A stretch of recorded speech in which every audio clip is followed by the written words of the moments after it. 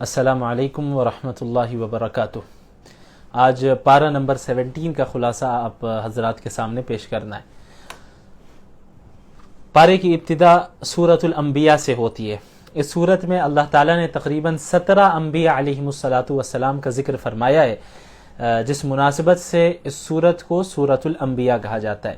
مکی سورت ہے اور مکی صورتوں ہی کی طرح جو اس کا اسلوب رہتا ہے مکی صورتوں کا عام طور پر کہ جو اسلام کے بنیادی عقائد ہیں ان پر زور دیا جاتا ہے، مثلا توحید ہے، رسالت ہے، آخرت ہے، ان چیزوں پر زیادہ زور دیا گیا۔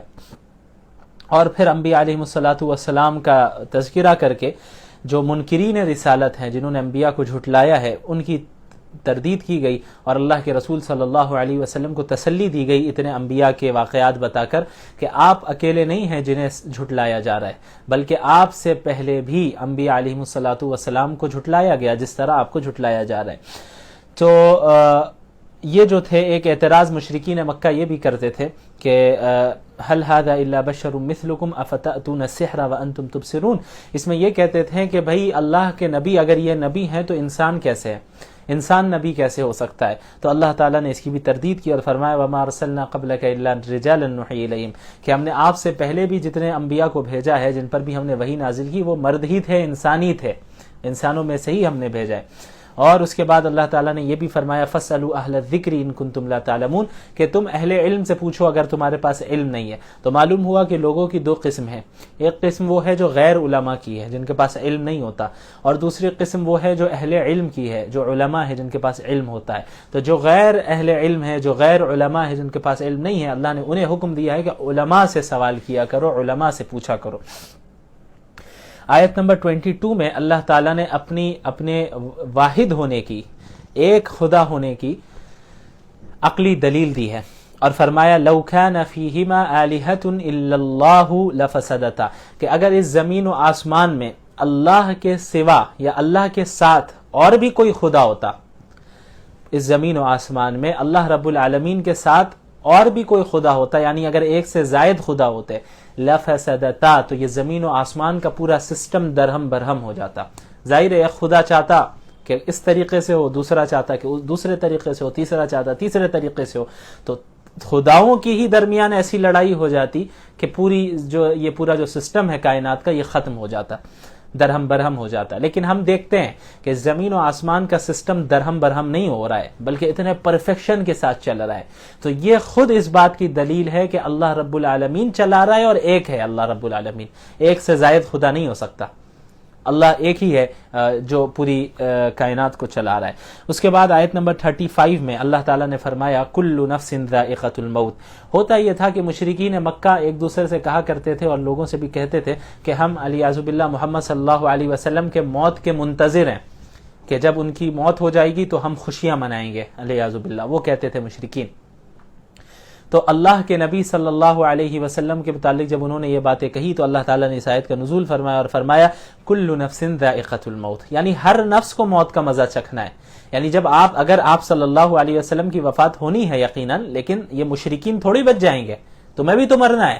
جو تم مذاق اڑا رہے ہو رسول اللہ کا، تم مسلمانوں کا مذاق اڑا رہے ہو، تو آخر تمہیں بھی تو مرنا ہے۔ وَنَبْلُوكُمْ بِالشَّرِّ وَالْخَيْرِ فِتْنَةً، اور ہم خیر اور شر سے تمہیں آزمائیں گے۔ وَإِلَيْنَا تُرْجَعُونَ، اور تمہیں ہماری طرف لوٹ کر واپس آنا ہے۔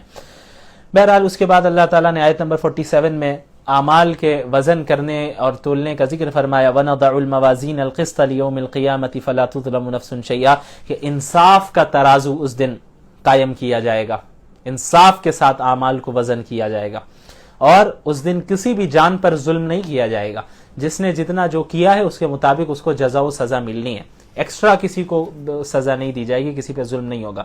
اس کے بعد آیت نمبر 51 سے اللہ تعالیٰ نے حضرت ابراہیم علیہ الصلاۃ والسلام کا قصہ بیان کیا۔ آپ صلی اللہ علیہ حضرت ابراہیم علیہ السلام کو اللہ تعالیٰ نے کس طرح ہدایت دی اور وہ اللہ کی ہدایت اور رشد پر قائم تھے، اور اپنی قوم جو کہ بت پرست قوم تھی اس کو انہوں نے توحید کی دعوت دی، اپنے باپ کو توحید کی دعوت دی، لیکن ان کے باپ جو تھے حضرت ابراہیم کے آزر، وہ بتوں کو بنایا کرتے تھے اور بتوں کو بیچا کرتے تھے۔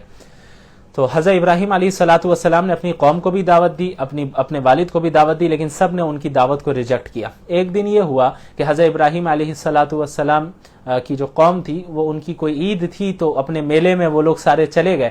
حضرت ابراہیم سے بھی کہا چلنے کے لیے، لیکن یہ نہیں گئے۔ تو جب پوری قوم چلی گئی میلے میں تو حضرت ابراہیم بت خانے میں داخل ہوتے ہیں، اور جتنے بت ہوتے ہیں سب کو توڑ کر وہ کلہاڑی جو ان بتوں میں جو سب سے بڑا ہوتا ہے اس کے کندھے پر رکھ دیتے ہیں اور چلے جاتے ہیں۔ وہاں سے پوری قوم آتی ہے۔ اچھا، میں یہاں پہ یہ بتا دوں آپ کو کہ یہ پیغام، یہ جو میں بتا رہا ہوں، اس واقعے کو بتانے کا ہرگز یہ مقصد نہیں ہے کہ مسلمان بھی یہ کام کرنے لگ جائے کہ مندروں میں داخل ہو کے بتوں کو توڑے۔ نہیں، یہ شرعاً جائز نہیں ہے کہ آپ کسی بھی عبادت گاہ کو نقصان پہنچائے، خصوصاً ایسی جگہ پر جہاں پر آپ کا غیر مسلموں کے ساتھ معاہدہ ہے۔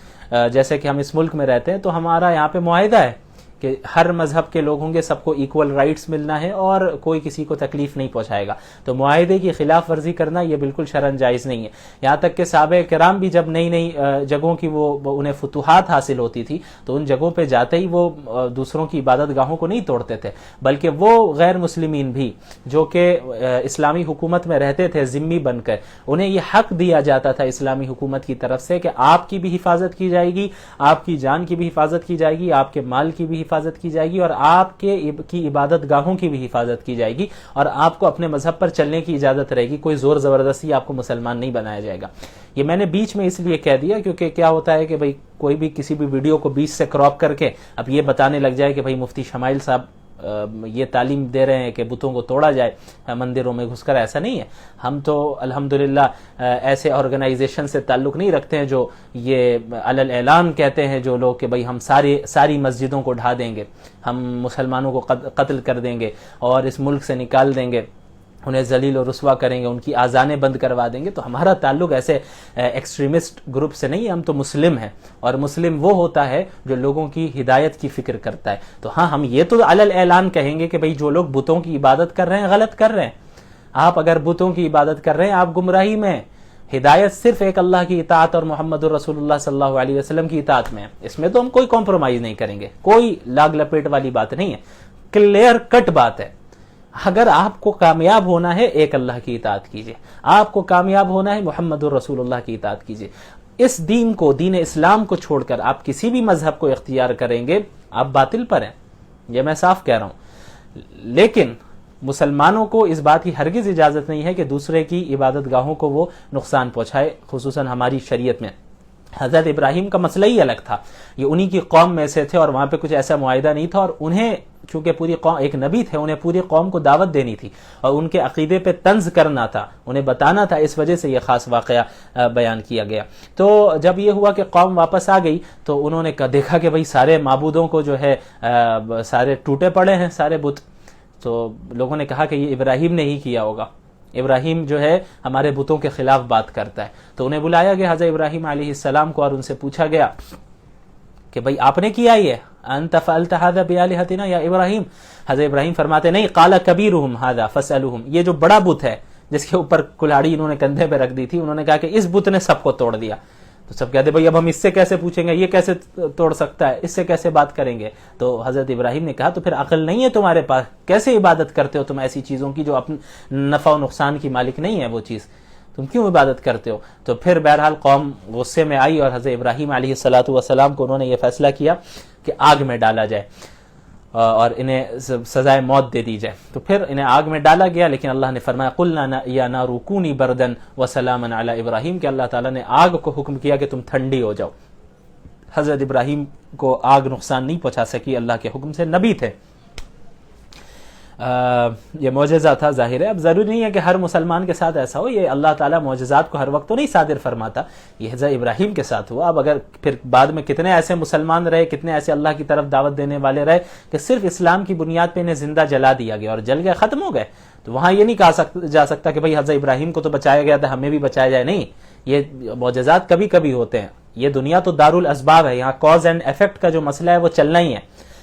اجر تو اصل موت کے بعد ملنا ہے، جو انعام ملنا ہے موت کے بعد۔ جو جل کر مر گئے مومن وہ شہید ہو گئے، شہادت کے درجے پہ فائز ہو گئے، اور جس آرام میں ابھی ہے وہ، جس عیش و عشرت میں ہم تصور بھی نہیں کر سکتے، وہ کہتے ہیں کہ بھائی کاش ہمیں واپس دنیا میں صرف اس لیے بھیجا جائے تاکہ ہم بتا دیں لوگوں کو مجھے اللہ تعالیٰ نے کیا کیا دیا ہے. تو اتنے آرام میں ہے وہ. ہمارے لیے ہمیں لگتا ہے کہ بھائی اس دنیا سے مر کے چلے گئے، وہ زندہ ہے اللہ کے ہاں.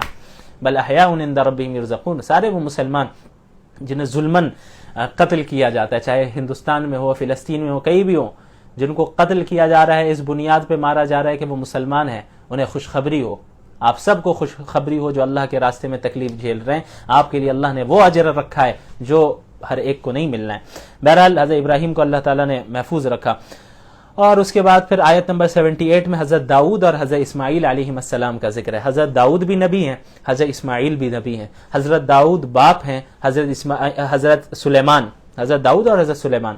حضرت داؤد بھی نبی ہیں، حضرت سلیمان بھی نبی ہیں. اور حضرت داؤد علیہ السلام باپ ہیں اور حضرت سلیمان بیٹے ہیں ان کے. ہوا یہ، اچھا دونوں اللہ کے نبی باپ بیٹے. ایک مسئلے میں دو لوگوں کا اختلاف ہوا یہ کہ ایک شخص کی بکریاں تھیں اور ایک شخص کے پاس کھیت ہے. تو جس شخص کی بکریاں تھیں اس کی بکریوں نے اس دوسرے شخص کے کھیت کو کھا لیا. تو اب دونوں میں لڑائی ہو گئی. اب دونوں پہنچے حضرت داؤد علیہ السلام کے پاس کہ بھئی آپ فیصلہ فرما دے. تو حضرت داؤد علیہ السلام نے یہ فیصلہ کیا کہ یہ معلوم کیا کہ بھئی دیکھو یہ جو کھیت کو اس کی بکریوں نے کھا لیا ہے، اس کھیت کی قیمت کیا بنتی ہے. کھیت کی قیمت کو دیکھا گیا تو معلوم ہوا کہ بکریوں کی جتنی قیمت ہے اتنی ہی قیمت کھیت کی تھی. تو حضرت داؤد نے یہ فیصلہ کیا کہ بکری والے اپنی تمام بکریاں کھیت والے کو دے دے. اب یہ دونوں آگے چلتے ہیں سلیمان علیہ السلام کے پاس، یعنی حضرت داؤد کے بیٹے کے پاس آتے ہیں اور سیم کیس کو پیش کرتے ہیں کہ بھئی یہ معاملہ ہے، ایسا ایسا ہے، آپ فیصلہ فرمائیں. حضرت سلیمان علیہ السلام تھوڑا الگ فیصلہ فرماتے ہیں. وہ اس طریقے سے کہ وہ کہتے ہیں کہ بھئی جس کی بکریاں ہیں وہ یعنی جس کی بکریوں نے اس کا کھیت کھایا ہے، وہ کھیت والے کو اپنی بکریاں وقتی طور پر دے، وقتی طور پر. اور جس کی بکریاں ہیں وہ کھیت والے کے کھیت میں کام کرے اور کھیت والا بکریاں چراتا رہے اور اس کے دودھ کو استعمال کرتا رہے اور بکری والا کھیت میں کام کرے، یہاں تک کہ کھیت واپس اتنا ہو جائے جتنا اس وقت یعنی بکریوں کے کھانے کے وقت کھیتی تھی اور کھیت تھا وہاں پہ، اس کو اتنا وہ جب ہو جائے واپس تو اس کے بعد جو ہے اپنی بکریاں وہ واپس لے لے اور اس کو اپنا یہ جو ہے کھیت اس کو واپس کر دیں. تو بہرحال یہ دو الگ الگ فیصلے تھے. تو اللہ تعالیٰ نے نہ حضرت داؤد کی تردید فرمائی اور نہ حضرت سلیمان کی تردید فرمائی. کیوں؟ کیونکہ ایک ایسا مسئلہ تھا جس میں اللہ کی طرف سے کوئی صریح نص یا آیت نازل نہیں ہوئی تھی کہ ایسے ہی فیصلہ کرنا ہوگا.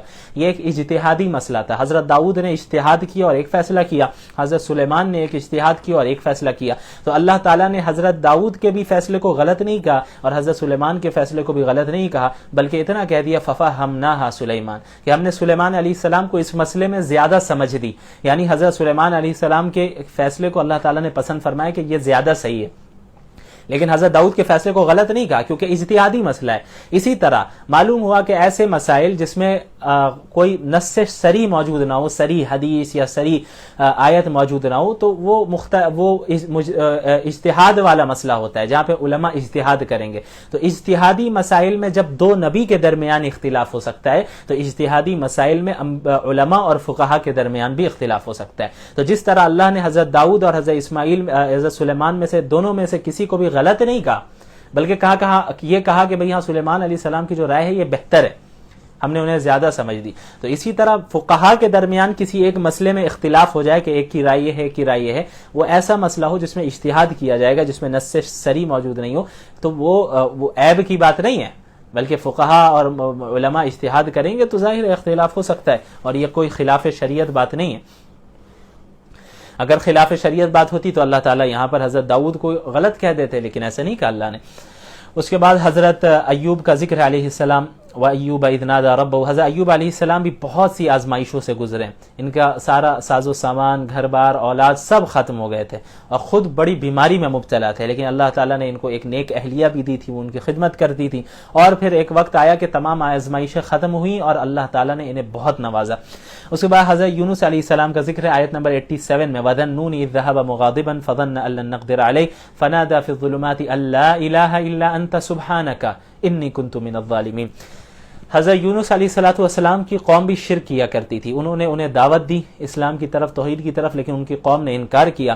تو آخر میں حضرت یونس علیہ السلام نے فرما دیا کہ اب اگر تم ایمان نہیں لاتے ہو تو 3 دن کے بعد تم پر اللہ کی طرف سے عذاب آنے والا ہے، یہ اللہ نے بتا دیا ہے. اب جب 3 دن گزر جاتے اور آخری رات ہوتی ہے تو اللہ کے حکم کے آنے سے پہلے ہی حضرت یونس بستی سے نکل جاتے ہیں کہ بھائی اب اللہ کا عذاب آنے والا ہے تو ہم تو مومن ہیں اس لیے ہم نکل جائیں گے. جیسے انبیاء علیہ الصلوۃ والسلام کو حکم ہوا، حضرت لوط کو بھی حکم ہوا کہ بھائی آپ راتوں رات نکل جائیے کیونکہ صبح عذاب آنے والا ہے. تو ایسے ہی حضرت یونس کی قوم پہ صبح عذاب آنے والا تھا تو حضرت یونس رات میں ہی نکل گئے. لیکن ہوا یہ کہ ابھی تک اللہ کا حکم آیا نہیں تھا کہ آپ نکل جائیں، اللہ کے حکم آنے سے پہلے ہی وہ نکل گئے بستی سے. تو قوم نے بہرحال پھر توبہ کر لی تھی، ان پہ عذاب نہیں آیا تھا حضرت یونس کی قوم پر. لیکن اللہ تعالیٰ کو یہ بات پسند نہیں آئی کہ حضرت یونس نے بغیر حکم آنے سے پہلے ہی، یعنی حکم آنے سے پہلے ہی وہ بستی سے نکل گئے. اللہ کو یہ بات پسند نہیں آئی. یہ کوئی گناہ کا کام انہوں نے نہیں کیا تھا، انہوں نے اپنے اجتہاد سے کیا تھا، ٹھیک ہے، اجتہاد سے. تو بہرحال نکل گئے. تو انبیاء علیہ الصلوۃ والسلام کی شان چونکہ بہت بلند ہوتی ہے تو اللہ تعالیٰ چاہتے ہیں کہ انبیاء سے کوئی ایسا کام بھی نہ ہو جو خلاف اولا ہو.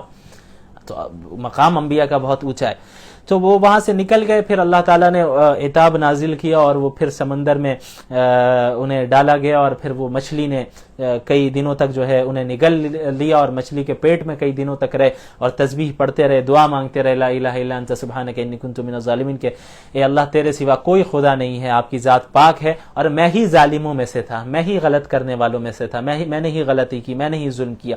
یہ دعا مانگتے رہے کہ اللہ تعالیٰ نے آخر میں ان کی دعا قبول فرمائی اور پھر مچھلی نے آپ کو باہر نکال کر کنارے میں رکھ دیا. تو بہرحال اس کے بعد آیت نمبر 98 میں اللہ تعالیٰ نے فرمایا انکم وما تعبدون من دون اللہ حسب جہنم، کہ اے مشرکین تم بھی اور جن کی تم عبادت کرتے ہو وہ سب جہنم میں جائیں گے. لیکن یہاں پہ ایک اعتراض ہو سکتا ہے کہ بھائی اگر بعض لوگ حضرت عیسیٰ کی عبادت کرتے ہیں، نیک لوگوں کی عبادت کرتے ہیں، تو نیک لوگ بھی جہنم میں جائیں گے؟ نہیں، ایسا نہیں ہوگا. اللہ نے آگے فرما دیا ان الذین سبقت لهم من الحسنى اولئک عنها مبعدون، کہ جو جن کے بارے میں اچھا انجام اللہ نے مقدر کر دیا، جو نیک لوگ ہیں، اچھے ہیں، وہ جہنم سے دور رہیں گے. ہاں وہ جنہیں خدا بنایا گیا اور وہ بھی خدا بنواتے تھے اور خود مشرک تھے، وہ بھی جہنم میں رہیں گے اور ایندھن رہیں گے جہنم کی.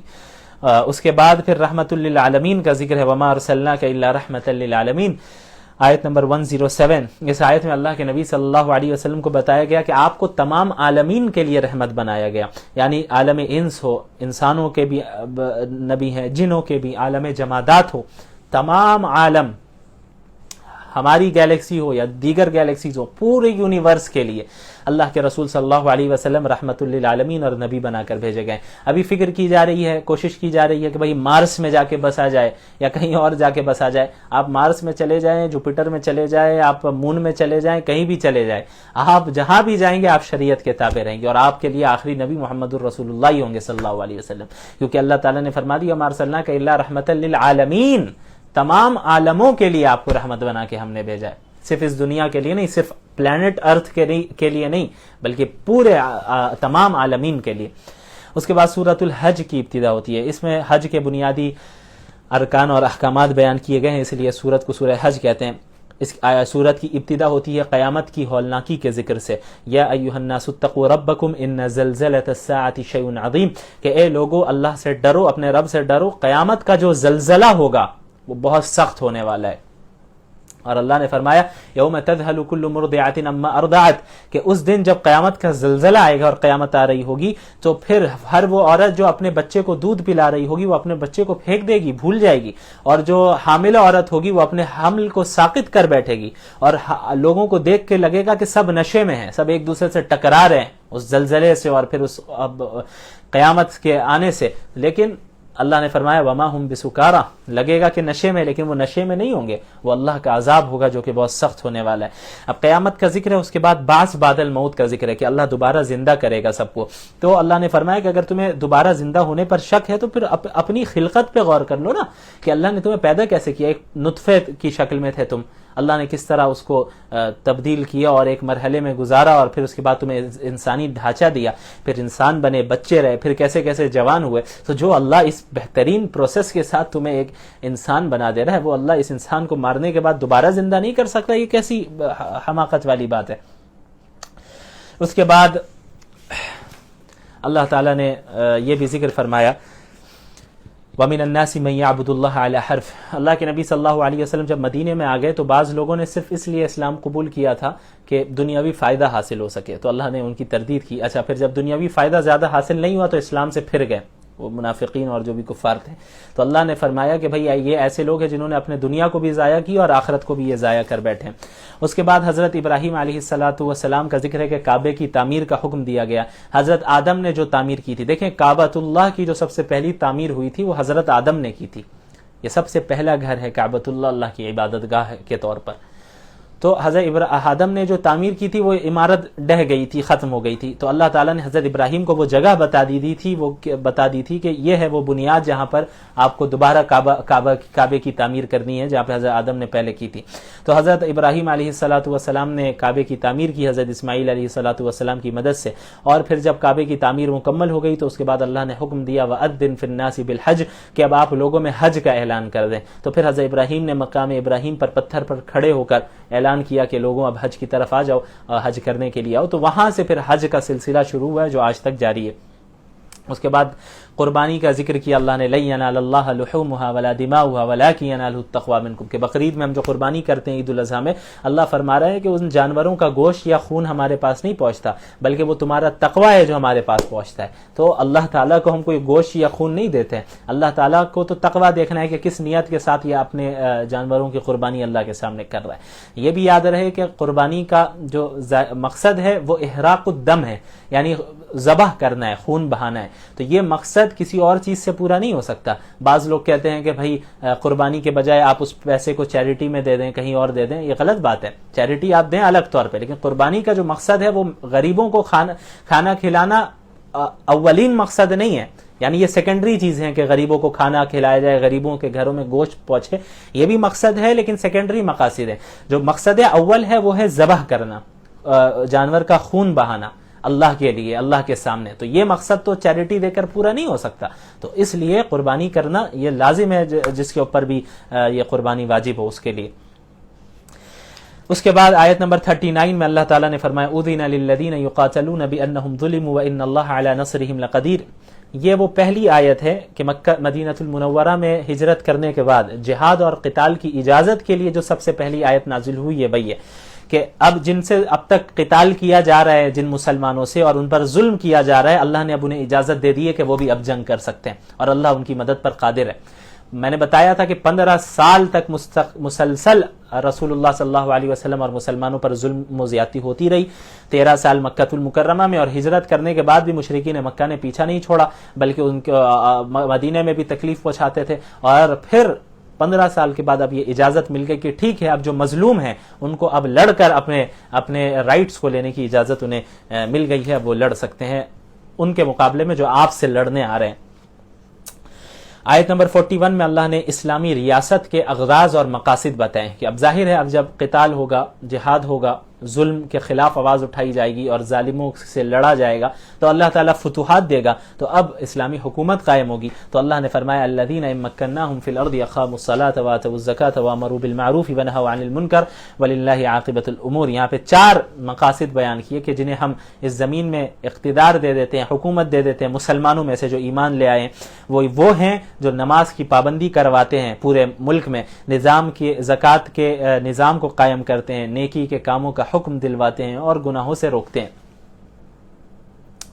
اس کے بعد اللہ کے رسول صلی اللہ علیہ وسلم کو تسلی دی گئی کہ آپ کو جو انکار کرتے ہیں آپ پریشان نہ ہوں، آپ دعوت کا کام کرتے رہیں. آپ سے پہلے بھی انبیاء علیہم السلام کو جھٹلایا گیا اور انہیں جو ہے طرح طرح کی تکلیفیں پہنچائی گئیں. آپ پر جو اعتراضات کرتے ہیں، جو ڈاؤٹس اسلام پہ رکھتے ہیں، شبہات اور اعتراضات ہوتے ہیں، آپ ان سے بالکل نہ گھبرائیں. پچھلے انبیاء کے ساتھ بھی یہ ہوا، اللہ تعالیٰ انہیں ختم فرمائے گا. آیت نمبر 73 میں معبودان باطلہ کی ایک بہترین مثال دی گئی ہے. یا ایھا الناس، تمام انسانوں کو یہ خطاب کیا اللہ نے، چاہے مسلم ہو، ہندو ہو، کرسچن ہو، سکھ ہو، یہودی ہو، کہ کہیں سے بھی تعلق رکھتے ہو، کسی بھی مذہب سے تعلق رکھتے ہو، سب سے اللہ تعالیٰ نے یہ خطاب کیا. کیا؟ یا ایھا الناس، اے انسانوں، ضرب مثل فاستمعوا لہ، ایک مثال دی جا رہی ہے، اسے غور سے سن لو. ان الذین تدعون من دون اللہ، جن لوگوں کی تم اللہ کے سوا جن لوگوں کی تم عبادت کرتے ہو، یعنی جن بتوں کو تم پوجتے ہو، جن کو بھی تم جن کی عبادت کرتے ہو، جن آئیڈلز کو پوجتے ہو، ان الذین تدعون من دون اللہ، اللہ کے سوا تم جن چیزوں کی بھی عبادت کرتے ہو، پکارتے ہو، لن یخلقوا ذبابا، ان سب نے مل کر بھی ایک مکھی تک پیدا نہیں کی ہے، ولا اجتمعوا لہ، اور نہیں کر پائیں گے، یعنی وہ سب مل کر بھی ایک ساتھ جمع ہو کر بھی ایک مکھی تک پیدا نہیں کر سکیں گے۔ اب جتنے آئیڈلز ہیں، جتنے بت ہیں پوری دنیا میں، سارے بتوں کو ایک جگہ جمع کر لو جن کی عبادت کی جاتی ہے، اور کہا جائے کہ ایک مکھی بتا دو، تو ایک مکھی تک نہیں بنا سکتے ہو۔ اللہ نے اتنی کائنات کو، پوری کائنات کو بنایا، تمام مخلوقات کو پیدا کیا۔ وَإِن يَسْلُبْهُمُ الذُّبَابُ شَيْئًا، اور مکھی پیدا کرنا تو دور کی بات، اگر وہ مکھی ان بتوں کے سامنے سے اور ان خداؤں کے سامنے سے کوئی چیز اٹھا کر لے جائے، لا يستنقذوه منه، تو وہ اس مکھی سے وہ چیز واپس بھی نہیں لے سکتے۔ مکھی بنانا تو دور کی بات، مکھی اگر کوئی چیز سامنے سے اٹھا کر لے جائے تو وہ جو معبودان باطلہ ہیں وہ تو مکھی سے اس چیز کو واپس بھی نہیں لے سکتے۔ ضعف الطالب والمطلوب، کیا ہی کمزور ہیں جو دعا مانگ رہے ہیں ان بتوں سے، وہ بھی کمزور ہے، اور جن سے دعا مانگی جا رہی ہے وہ بھی کتنے کمزور ہیں۔